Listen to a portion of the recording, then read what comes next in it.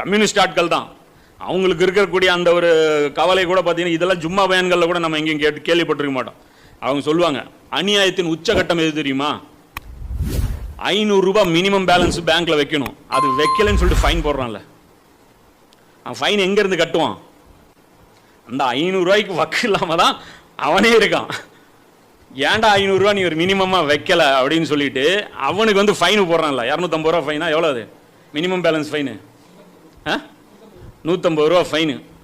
150 ரூபா ஒரு மாசத்துலையா? ஒரு மாசத்துல 1.5 மாசத்துல மினிமம் பேலன்ஸ் மெயின்டைன் பண்ணலைன்னா இது ஃபைனு.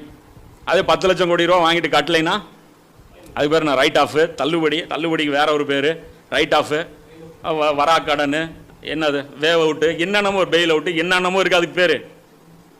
இது வந்து எவ்வளோ பெரிய எவ்வளோ பெரிய ஏற்றத்தாழ்வுங்க. வெறும் 500 ரூபா மெயின்டைன் பண்ணலைங்கிற ஒரு ஏழைக்கு இவ்வளோ பெரிய பனிஷ்மெண்ட்டு.